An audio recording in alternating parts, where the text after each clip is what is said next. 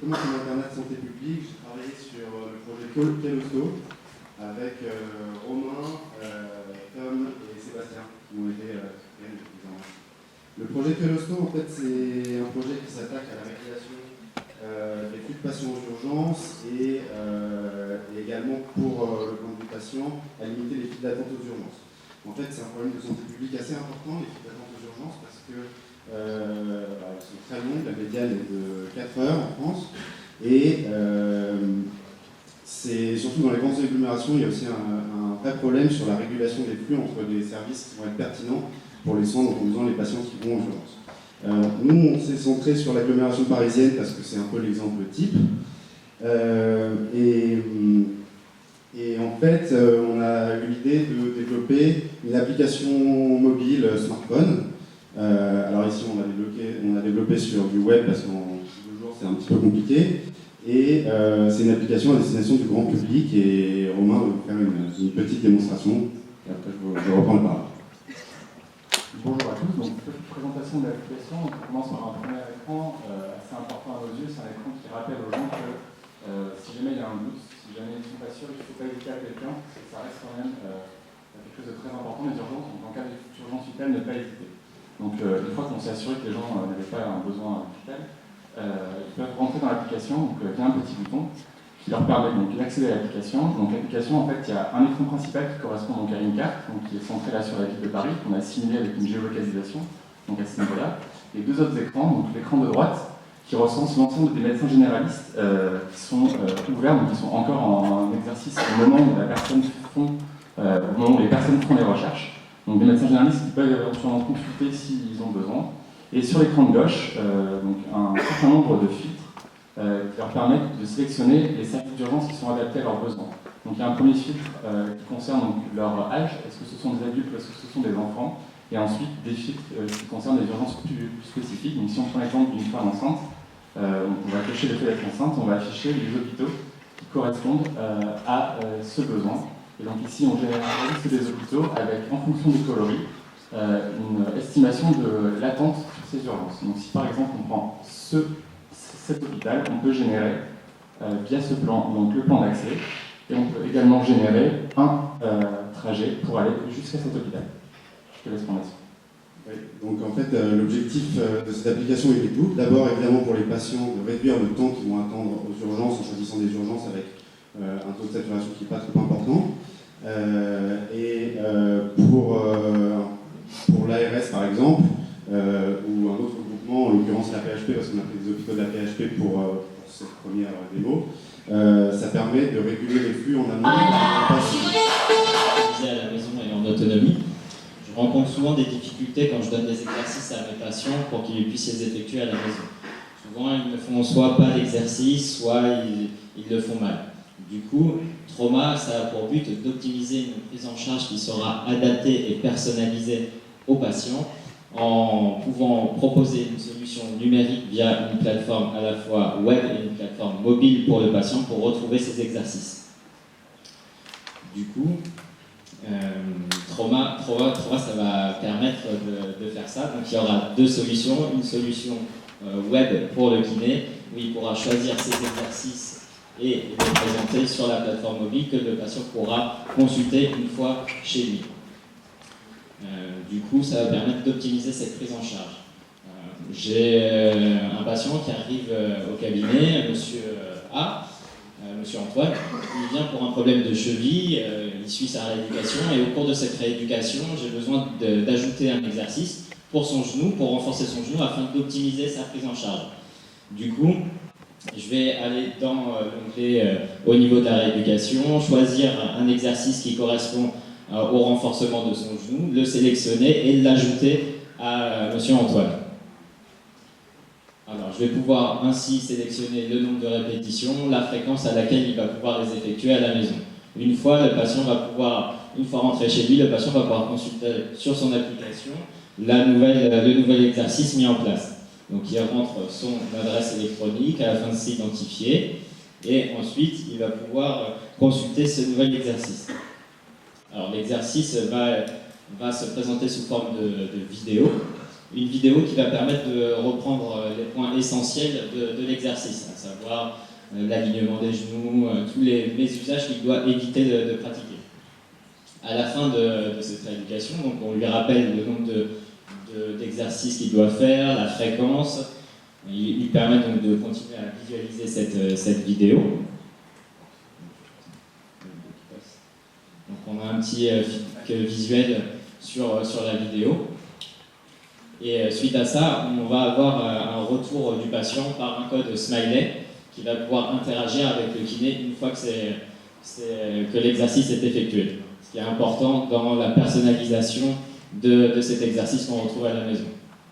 Donc on développe cette application, cette solution web pour les professionnels de santé. C'est un modèle B2B2C avec une partie gratuite où le contenu sera limité pour les kinés et une partie payante où ils pourront créer leurs propres exercices et la solution numérique ou application qui sera totalement free pour les patients. Voici Colette. Colette, elle a 85 ans. Et Colette, c'est ma mamie. Et papy est mort. Du coup, je suis un peu inquiète, parce que mamie, elle reste de plus en plus chez elle. Et je suis tombée sur une étude qui montrait qu'une activité physique régulière diminue le risque de déclin. Du coup, je cherche une solution. Les smartphones, c'est trop compliqué pour Colette. Ma mamie, elle n'aime pas trop ça. Du coup, je l'ai abonnée à la plateforme Samy. Et je lui ai offert avec le bijou connecté. Samy, c'est son ami. C'est une intelligence artificielle qui apprend à connaître ses habitudes et facilite ses interactions avec l'environnement. Samy peut lui parler de plusieurs façons. SMS, téléphone ou une enceinte connectée. Mamie, elle a choisi l'enceinte connectée. Ça lui parle directement. Samy connaît ses centres d'intérêt, ses capacités et ses habitudes. Aujourd'hui, Samy sait qu'il fait beau et qu'il y a une expo que mamie, elle aimerait bien aller voir à 300 mètres de chez elle. Du coup, Samy propose à mamie d'y aller. Grâce à son bijou qui la géolocalise, Samy sait si mamie y a été et lui demande ce qu'elle en a pensé. Elle lui propose également de partager l'info avec ses proches. Et moi, chez moi, je suis hyper contente, je reçois un SMS, mamie a été à l'expo de peinture. Samedi, quand je vais l'appeler, je vais pouvoir lui en parler. Concrètement, Samy, c'est qui? Ben, c'est avant tout l'ami de mamie. C'est une plateforme avec un bijou connecté qui est relié au réseau Bouygues Télécom qui nous accompagne sur ce projet. Un tout nouveau réseau. Ça permet de suivre ses activités via une géolocalisation et un algorithme qui apprend les habitudes de mamie afin de personnaliser son assistance. Cerise sur le gâteau, si mamie fait une chute, ben Samy le détecte et m'envoie directement un texto. Samy, c'est né d'une super équipe et d'un excellent réseau. On a Marie, notre designer, on a 2 devs, Marc et Miguel, moi, Adia, ancienne directrice d'EHPAD et maintenant directrice commerciale et marketing, Hugo, médecin psychiatre, qui a travaillé en gérotopsie, et Hélène, qu'on a découvert grâce au hackathon, qui est interne en santé publique et qui travaille en hospitalisation à domicile. Le hackathon, c'est aussi des rencontres qui sont hyper enrichissantes, comme le professeur Pierre Philippe, qui nous propose de tester Samy dans son laboratoire de recherche. Le hackathon, ça nous a permis de redéfinir notre produit et notre business model. Il s'appuie sur un abonnement. La distribution passera par des grands groupes. Des associations seront faites avec les municipalités et par la suite, des entreprises pourront pousser du contenu sponsorisé, un peu comme Groupon.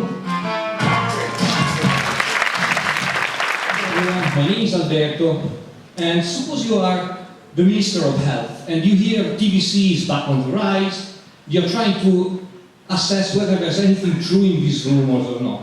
Or suppose you are the United Nations High Commissioner for Refugees and you're trying to prepare to care for the basic needs of the wave of refugees that is hitting Europe. Or you are an insurance company or a healthcare provider and you are interested in picking up user innovation that is happening out there as communities of makers and hackers hack around new healthcare devices and way to look around them. Well, you could hire consultants, and consultants are smart people, but they are limited by their own set of ways of looking at things, and typically they will see the typical agent, the mean of the people, whereas innovation happens at the edge. So you can use a human sensing network instead. What we call a human sensing network is a large-scale conversation, typically online, where people exchange experiences and ideas on how they see things on the ground. So you don't have to hire an expert, you can just hire everyone. The problem with that is that when you get too much data.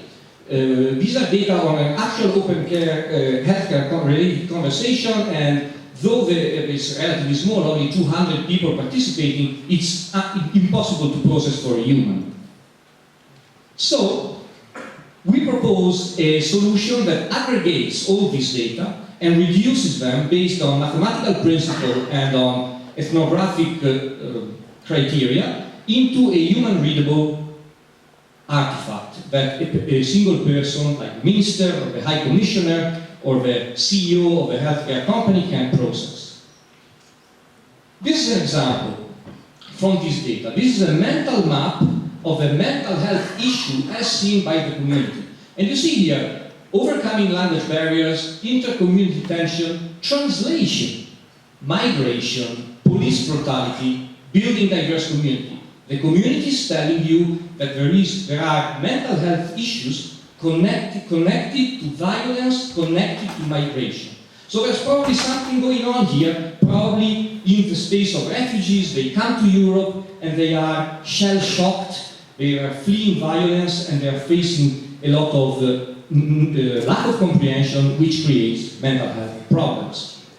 So what we did in this hackathon was to concentrate on the technical part of it. So we started from the data, and then we did some data hacking so that we could test the reduction algorithm, and finally we encoded this algorithm into a web-based dashboard.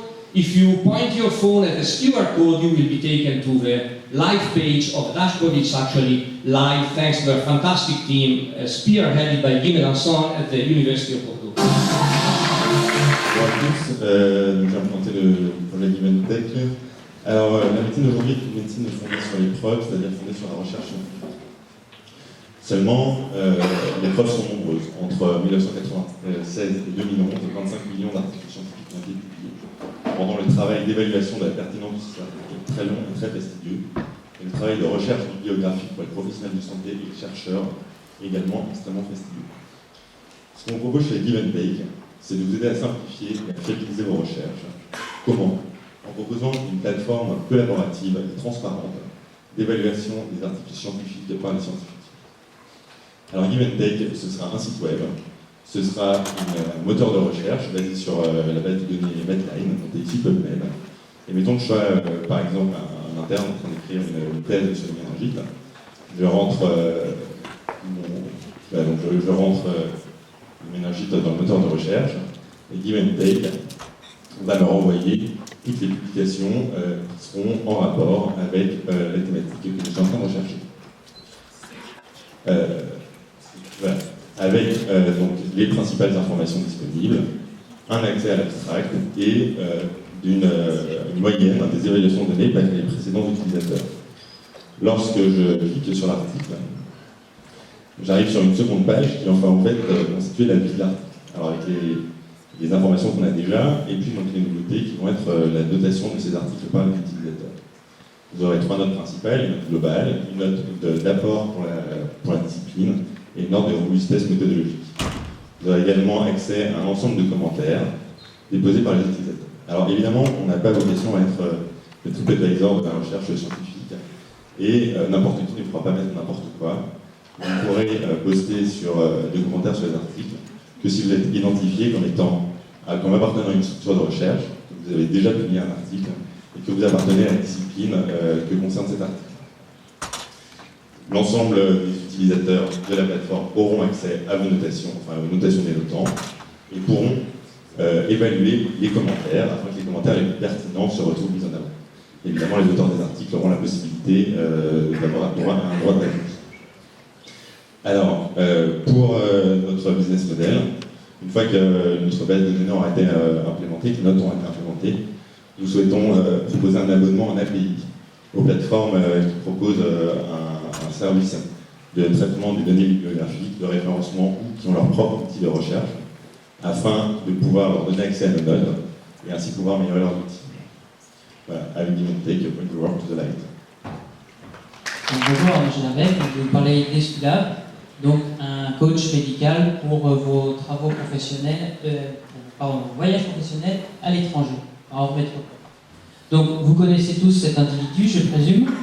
Donc cette fois-ci, Monsieur Perrin va partir dans le cadre de son travail au Suriname pour une période indéterminée. Donc avec son employeur, il lui a souscrit une assurance qui inclut du coup le service Esculap, d'où M. Perrin va pouvoir renseigner ses données personnelles sur notre serveur de façon à ce qu'on puisse préparer un suivi spécialisé.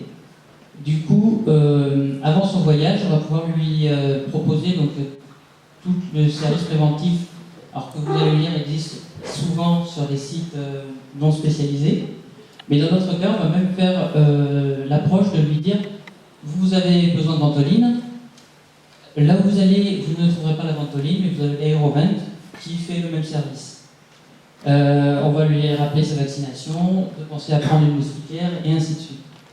Une fois sur place, donc on va continuer à lui prescrire des principes de précaution pour éviter d'attraper des maladies infectieuses, mais on va aussi suivre ses paramètres de santé par le biais d'un questionnaire régulier, de façon à s'assurer que M. Perrin ne tombe pas malade en cours de route. Manque de peau, comme dans 90% des cas, il ne tombe pas malade du paludisme ou quoi, il se brûle en son barbecue. Du coup, là aussi, Esculap va pouvoir l'aider en leur orientant, en lui donnant le contact d'un médecin qui parle français sur place et en listant donc, les établissements vers lesquels il peut se tourner. Une fois de retour, comme vous le savez peut-être, le paludisme est encore dangereux un mois après le retour, donc Esculap va garder le contact avec, si M. Perrin ne se fait pas connaître assez tôt, enfin ne se fait pas connaître régulièrement, des rappels sur la dangerosité de la maladie, les risques encourus, et s'il y a un cas de fièvre qui se développe dans les 1 mois, on va lui conseiller plutôt de se tourner vers un médecin en maladie tropicale plutôt que vers son médecin généraliste. Voilà. Donc, c'est un modèle en B2B2C, puisqu'on s'adresse aux polices d'assurance qui ensuite se tourneront vers les personnes qui travaillent à l'étranger. Et on avait déduit qu'il nous fallait 13 000 suivis par an en mois pour être stable, ou 130 000 voyages indépendants. Voilà. Bonjour, Nathan, développeur web et application, et moi-même, Benjamin, kinésithérapeute. Nous avons travaillé ensemble sur le développement d'une application qui recense des annonces pour des remplacements et assistanats pour la profession de masseur-kinésithérapeute. Alors moi, ça fait 2 ans que j'exerce. J'ai exercé pendant 1 an en milieu rural. Bon, ça s'est très bien passé, j'avais une bonne patientèle, tout se passait très bien. Mais il y a eu un souci à partir du moment où j'ai voulu chercher un remplaçant pour prendre ma suite quand je partais. Et du coup, c'est là où je me suis confronté à un vrai problème. J'avais vraiment du mal à trouver quelqu'un pour prendre ma place. C'est vrai que le milieu rural n'attire pas les jeunes kinésithérapeutes et c'est assez compliqué. Donc l'application, ce qu'elle a d'innovant, c'est qu'elle va proposer une carte interactive de France qui va recenser toutes les annonces qui ont été triées par des filtres. Et du coup, la personne, elle va arriver sur cette carte, elle va s'orienter vers la zone qu'elle désire, et ça va mettre en lumière des annonces qui sont en périphérie. Elle va voir les annonces qui l'intéressent, mais également toutes celles qui sont autour. Donc elle a un coup d'œil très rapide sur tout ce qui est proposé dans la région. Donc voilà, une fois que le kiné qui cherche son remplacement arrive sur cette page, il a directement accès à la photo de la personne qui a déposé l'annonce, la période de remplacement ou d'assistanat qu'il propose. S'il est plus intéressé, par un clic, il accède directement à l'annonce en plus de détails. Ça, on n'a pas encore eu trop le temps de le développer. Dans l'annonce, il y aura tous les détails, donc la rétrocession, le mode d'exercice, s'il y a une secrétaire, etc. Et ensuite, si l'annonce lui plaît vraiment, il va cliquer sur un petit onglet qui va mettre cette annonce dans son tableau de bord. Ceci va déclencher une petite notification à celui qui a déposé l'annonce, qui va faire retentir dans sa poche. Lui, il va voir que quelqu'un est intéressé par son annonce. Il va avoir accès au profil de la personne. Et si cette personne l'intéresse également, il va pouvoir appuyer également sur cette petite clé. Et les deux vont avoir du coup accès aux coordonnées l'un de l'autre. Ceci va aussi pouvoir permettre d'éliminer les appels excédentaires des gens qui ont accès aux annonces. La personne a déjà trouvé quelqu'un mais n'a pas eu le temps de supprimer l'annonce et reçoit sans cesse des appels pendant qu'il est en train de travailler, ce qui est assez compliqué. Du coup, le but du hackathon, on est venu ici pour essayer de développer une maquette autour de la kinésithérapie, mais le projet peut s'avérer plus grand en lui-même puisqu'on espère bien le développer autour d'autres professions médicales et paramédicales. Par exemple, chez les sages-femmes, les infirmières, les podologues et psychomotes, il y a énormément de métiers qui ont aussi du mal à trouver des remplacements et ont du mal à faire le. Voilà.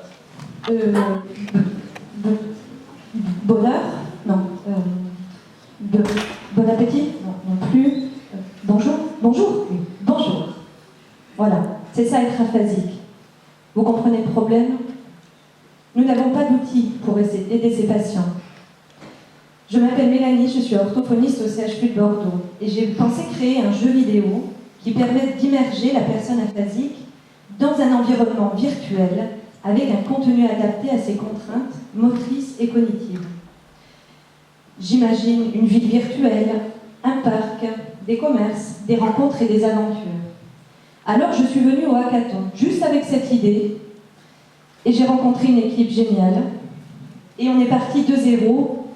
On vous présente notre solution Comactive. Voici un exemple de mise en situation. J'ai donné rendez-vous à une patiente aphasique.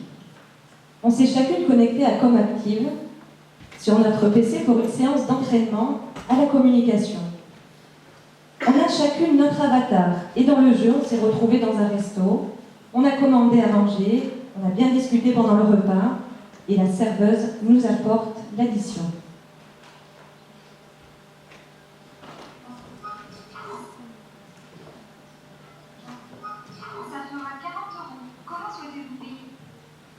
La patiente peut s'appuyer sur le message qu'elle entend, la phrase écrite, les images pour faire son choix. Ces trois options permettent de l'aider et de mesurer la progression au fil du jeu. Comment ça s'appelle pour écrire un chèque. Désolée madame, nous n'acceptons pas les chèques. Lorsque le patient est en difficulté, l'orthophoniste peut lui apporter de l'aide. D'accord. Est-ce que tu pourrais... Est-ce que tu pourrais me prêter de l'argent? Tu veux que je t'invite, Isabelle? Si je fais une consultation à distance, je peux visualiser les mimiques et les gestes de la personne grâce à la caméra et ainsi mieux l'aider. Dans cet exemple, la patiente a interagi avec un personnage virtuel et son orthophoniste. Mais plusieurs personnes aphasiques peuvent se connecter, interagir ensemble et créer un véritable réseau social. Qui pourrait s'abonner à Comactive? Les 300 000 patients aphasiques en France et leur orthophoniste. Les professionnels de santé formés aux troubles de la communication, à l'hôpital, en centre, en secteur libéral, et tout autre patient qui présente des troubles de la communication. Pourquoi s'abonner à Comactive? Mais parce qu'on sait que le patient progresse beaucoup plus qu'avec les prises en charge classiques. Il existe des outils de réalité virtuelle. On sait qu'ils sont efficaces pour la rééducation motrice et la rééducation cognitive. Il n'en existe pas encore pour la communication. Comactive permettrait de combler ce manque. Comactive, c'est donc un serious game, un outil de téléconsultation.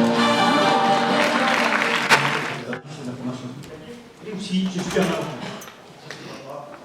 malentendant, et donc j'ai décidé avec mon équipe, notre équipe, de construire un outil pour anticiper la perte du capital auditif de chacun tout au long de sa vie. Donc, pour cela, il y a eu plusieurs campagnes qui ont été faites, beaucoup d'argent investi, ça a plutôt été un échec, et pourtant, on sait qu'il y a une catastrophe qui s'annonce. Donc, dans ce but, l'outil, le jeu qu'on a choisi de définir, a destination d'adresser toutes les tranches de la population. Que ce soit des ados, des personnes plus âgées, des personnes moins jeunes, etc. avec des tests ludiques. C'est la seule façon de sensibiliser les gens avec les problèmes auditifs de façon ludique, de façon à ce qu'ils soient sensibilisés à la perte de cette capacité auditive. Donc, dans cet esprit, nous avons développé 3 jeux. 3 jeux qui vont permettre d'identifier, pour les utilisateurs, pour les joueurs, s'ils ont des déficits auditifs. On va tout d'abord les sensibiliser sur l'audition. À quoi ça sert? Qu'est-ce que c'est? Un avion qui fait du bruit, quelque chose qui fait du bruit, un marteau-piqueur, etc. Ça atteint l'oreille. Donc on va mesurer, il va pouvoir mesurer un peu sa connaissance du son. Ensuite, on va l'amener dans une autre épreuve, ce sera un labyrinthe. On va lui envoyer des sons sur la gauche, sur la droite, sur les 2 oreilles en même temps. Et tous les sons qu'il percevra, les fréquences qu'il percevra, lui permettront de sortir du labyrinthe. Et à la fin du labyrinthe, on saura si jamais il entend de 2000 Hz, 4000 Hz, etc. Et ensuite, on fera un 3e test, un peu plus compliqué encore, avec des syllabes. Des syllabes qui se mélangent pour quelqu'un qui est sourd, comme moi. On ne sait pas trop ce qu'on entend, on y va au pif. Et donc, le labyrinthe, enfin, la 3e épreuve permettra de mesurer la capacité d'intelligibilité, de perception d'intelligibilité, des mots. Voilà. Alors, ce modèle s'adresse à tout le monde. En France, il y a l'étranger, l'application, elle fonctionne aussi bien avec les Chinois qui parlent en nouveau langage et qui écoutent les mêmes sons que nous. Ensuite, qui va être intéressé par cette application? Eh bien, l'assurance. Les questionnaires d'assurance maladie. Faut-il, il est quand même bien de pouvoir appareiller quelqu'un à 70 ans plutôt qu'à 60 ans. Tout le monde y gagne. La qualité de vie pour les joueurs et puis les institutions. Donc, ça sera eux que l'on va viser, les institutions, les mutuelles. Ensuite, ça peut être aussi des organisateurs de concerts. On va distribuer des applications, pour tous les gens qui font des rêves parties, des choses comme ça, où ils sont sensibilisés en sortant des acouphènes, qui sont dans le peloton, à sensibiliser le fait que leur oui a baissé. Voilà. Ensuite, je tiens vraiment à remercier, on est parti il y a 48 heures, l'équipe de 5 personnes, 6 personnes qui ont travaillé, et vous avez pu apercevoir le petit jeu que l'on pourra vous montrer un petit peu tout à l'heure, avec peut-être quelques petits filages d'écran, mais vraiment concrètement. Je vais vous présenter le projet Auré. C'est une application mobile que nous avons développée ce week-end pour la communication et l'organisation des équipes de santé. Nous nous sommes inspirés des outils de collaboration qui existent dans les entreprises et nous les avons adaptés au milieu médical avec une couche de sécurité adéquate. Nous voulons un outil simple et qui pourra s'adapter à un maximum de types et de tailles de structures. Notre application sera facile de prise en main, sans formation, et elle va accélérer la transmission des informations dans les services. L'application répond au constat de mon épouse, qui est orthophoniste et qui travaille dans une maison de santé et qui n'a pas de moyens de communication sécurisés avec ses collègues. Nous sommes arrivés vendredi soir avec cette idée, et voici notre travail du week-end. Alors, prenons un exemple. Par exemple, je suis infirmier du service cardio de l'ESU du CHU. Alors, actuellement, j'ai un tout petit peu de temps, donc je vais aller voir les news au niveau du service. Et là, par exemple, dans mes mémos, je m'étais noté par exemple, que M. Wolski doit rester à jeûne pour ce soir. Je vais aussi en profiter pour aller rallumer mes alertes que j'avais éteintes durant mon travail. Et là, je m'aperçois par exemple que j'ai une notification, que je peux aller lire, personnelle, où ils me font, où on parle évidemment du sondage du staff scientifique. Et comme évidemment j'ai un peu de temps, je vais essayer d'aller y répondre. Donc, est-ce que j'ai des difficultés avec vos protocoles? Non, pas spécialement, donc je vais y répondre. Je vais aussi profiter de ce moment pour aller regarder l'ordre du jour du staff pour la préparation. Alors, Madame Orté, je ne sais pas, effectivement, je me rappelle avoir reçu des photos d'une collègue de son cas, donc je vais aller checker vite fait ce que c'est pour me rappeler. Voilà. Ok. Au niveau du staff, je n'ai pas spécialement de remarques à faire. Par contre, en ça, je me rappelle que je dois refaire des prélèvements. Donc je vais aller quand même dans mon fil de service pour le noter et le rappeler à mes collègues. Important. Voilà, donc j'ai checké tout ce qu'elle a checké. Maintenant, je vais retourner voir mes patients et je vais donc éteindre les notifications justement pour éviter d'être gêné pendant mon travail. Le cas que nous venons de voir est celui d'un membre d'une équipe qui travaille dans le CHU. Dans un premier temps, nous allons cibler les maisons de santé et les cliniques qui ont des équipes plus petites et plus faciles d'accès. Notre stratégie est de proposer l'application en abonnement annuel avec une offre premium adaptable aux besoins, ainsi qu'une offre gratuite pour diffuser plus rapidement notre produit.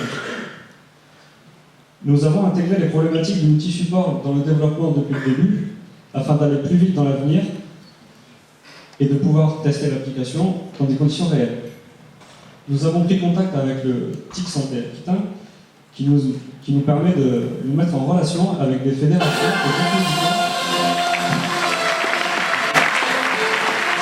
et développeurs et entrepreneurs. Bonjour, bonjour Vincent, je suis moi-même professionnel de santé et j'ai un problème. Je perds souvent du temps avec des consultations où les médecins viennent avec des questions médicales auxquelles tout le monde devrait répondre. Aurais-tu une solution? Victor, je suis content que tu poses cette question, puisque je crois qu'on vient de passer 2 nuits blanches là-dessus. Ton besoin est une problématique de santé majeure. Prenons une personne lambda. Si elle s'intéresse un peu à sa santé ou à celle de ses proches et veut s'y retrouver un peu dans tous les conseils contradictoires, où va-t-elle?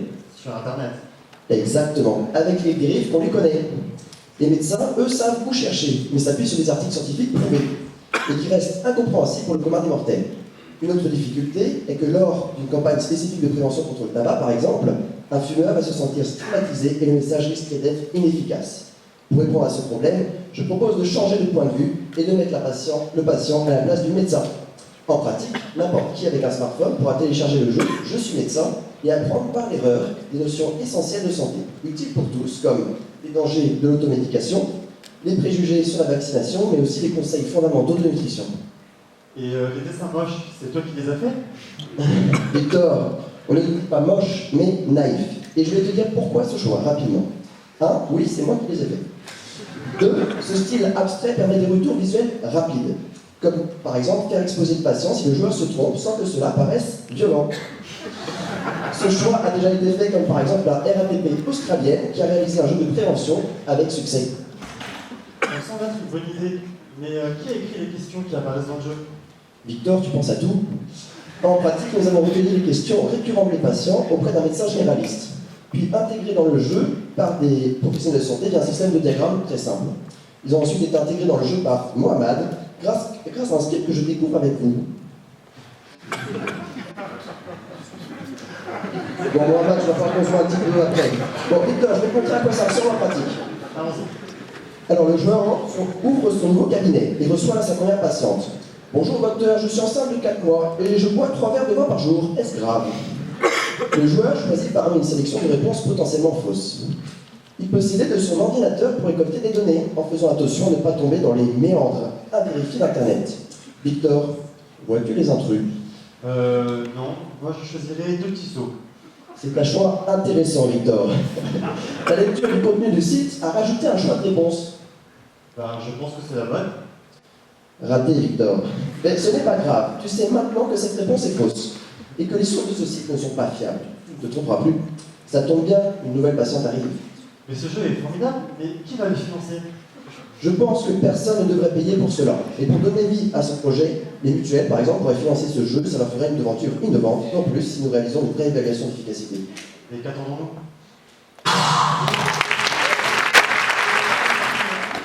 Sachez de Bordeaux. Ce que je remarque dans la pratique, c'est qu'il y a beaucoup de difficultés au niveau des familles concernant les enfants. À la reprise, il y a la socialisation commune des enfants atteints de cancer. C'est quelque chose que je remarque qui est commun à toutes les personnes, adultes ou enfants atteints de pathologies chroniques. Justement, l'activité physique aujourd'hui est une thérapie non médicamenteuse. Il y a une loi de modernisation en fait, qui est apparue en janvier 2016 qui engage les médecins à prescrire l'activité physique adaptée pour les patients atteints de maladies chroniques. C'est donc un enjeu de santé publique actuel. Donc, la différence des médicaments que l'on va chercher donc en pharmacie, où peut-on et où va-t-on aller chercher de l'activité physique? Et là, on a une solution, on a créé ça ce week-end. Il faut donc rapprocher les experts de l'activité physique adaptée, les médecins généralistes et les patients. Nous proposons la solution suivante, qui serait un site internet qui mettrait en relation les patients et les professionnels de l'activité physique adaptée. Donc l'intérêt, ce serait que les patients puissent trouver rapidement un professionnel qui permettrait de répondre à leur ordonnance. Alors concrètement, ce site, eh bien, il y a deux interfaces, une interface patient, une interface professionnelle. Le professionnel inscrirait des données personnelles et puis en bas de page, inscrirait le nombre de kilomètres sur la zone géographique sur laquelle il souhaite intervenir. Le patient rentrerait également ses données personnelles et une notification qui correspondrait au nombre de séances prescrites par le médecin. Voilà. Alors, ces deux interfaces seraient connectées et par géolocalisation, le patient pourrait, le professionnel recevrait une notification à chaque demande de patient qu'il pourrait valider sous 48 heures.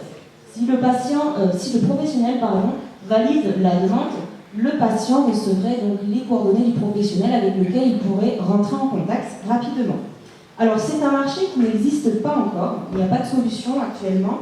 Il y a l'existence en fait d'associations professionnelles en a pas, mais il n'y a pas de coordination entre elles destinée à mettre en œuvre justement le suivi des patients par rapport à cette prescription. Alors on a pensé un petit peu ce week-end à un business model qui serait une possibilité de levée de fonds par des associations de patients. Des fonds demandés par exemple à l'ARS, par les mutuelles sur un projet, les mutuelles sont déjà engagées sur en fait une aide à la pratique de l'activité physique. Et on a pensé aussi à ce que les professionnels puissent s'abonner tout simplement à la plateforme. Voilà. Au niveau du développement en fait de ce projet, on vise un développement peut-être national, ce serait bien, une réalisation d'une application sur mobile, et puis une transmission donc, des données médicales avec un développement des données à la clinique. Classiquement, si ça vous arrive, vous allez aller à l'hôpital avec une voiture, sauf que qui dit petite urgence, dit beaucoup d'attente. L'autre option, c'est d'aller au coin de la rue, vers chez vous, votre pharmacie, elle est juste à côté. D'ailleurs, il y a une étude Sofrest qui dit que 96% des Français estiment qu'il est important de pouvoir compter sur ce pharmacien pour ses gestes de premier secours. Mais moi qui suis pharmacien, c'est vrai qu'ils ne sont pas toujours très bien formés, on n'est pas toujours très à l'aise sur ces gestes de premier secours. Du coup, il y a un vrai enjeu de santé publique. C'est là où notre Serious Game intervient, un jeu pour former les pharmaciens, ils se mettent dans une pharmacie, et ils vont pouvoir se former de façon ludique à ces gestes, à ces réflexes à avoir.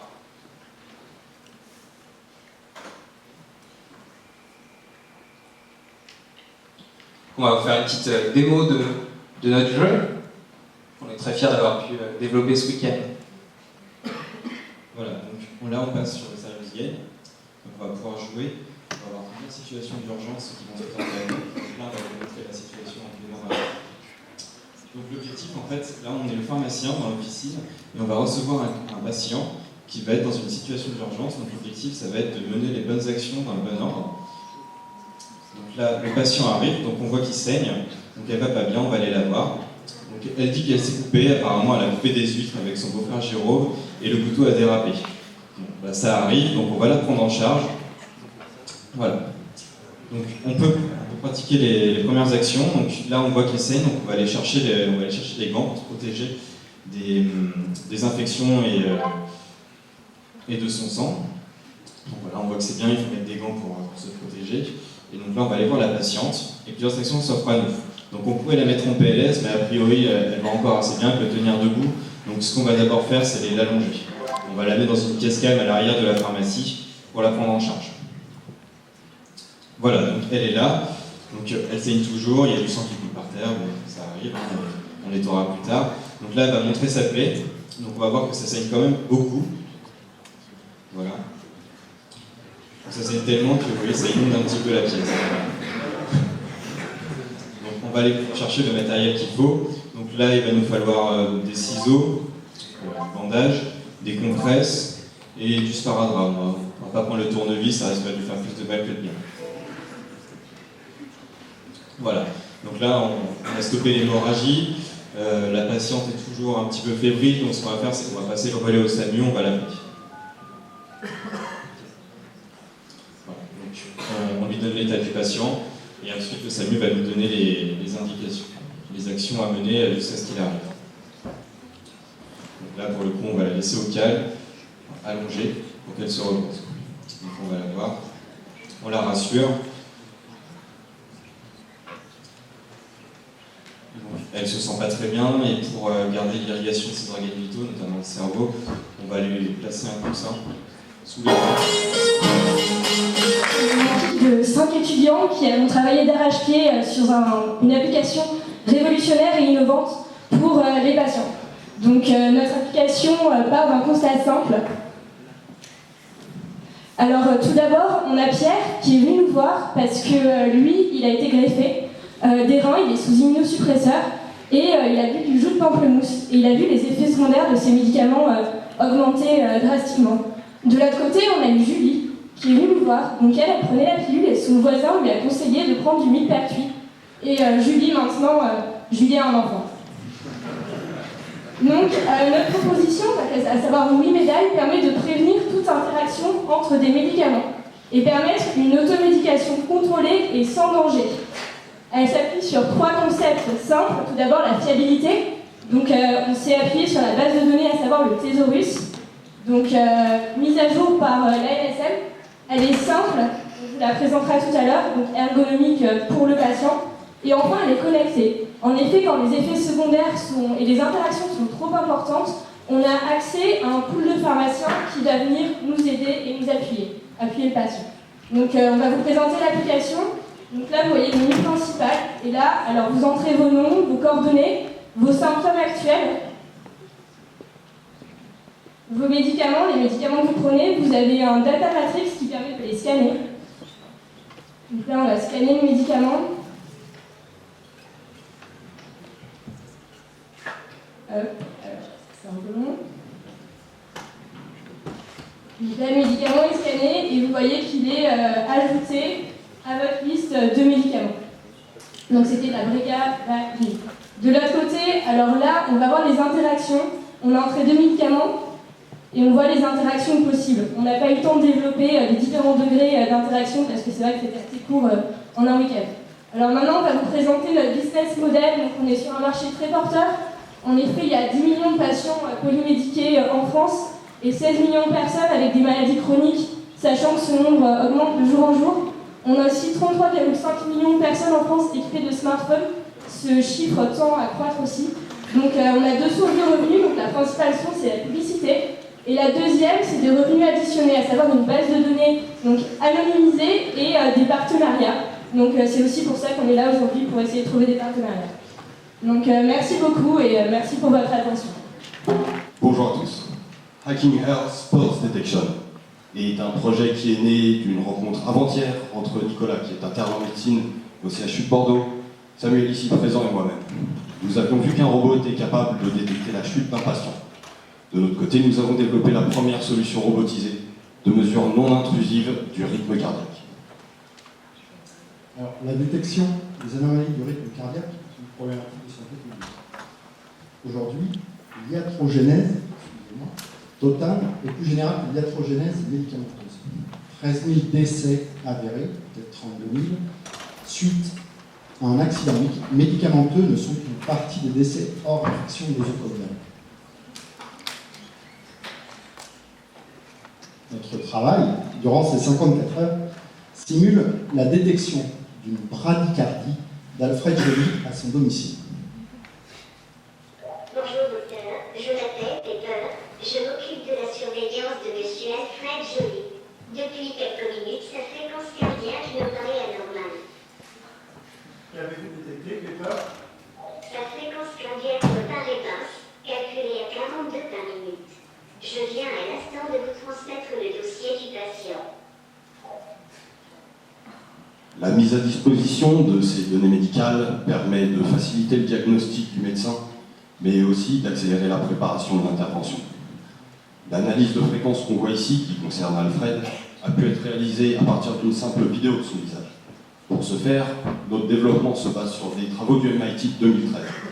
Le principe de fonctionnement est de capter les faibles variations de coloration au niveau des joues du patient, puis d'effectuer une analyse fréquentielle pour en extraire le rythme cardiaque.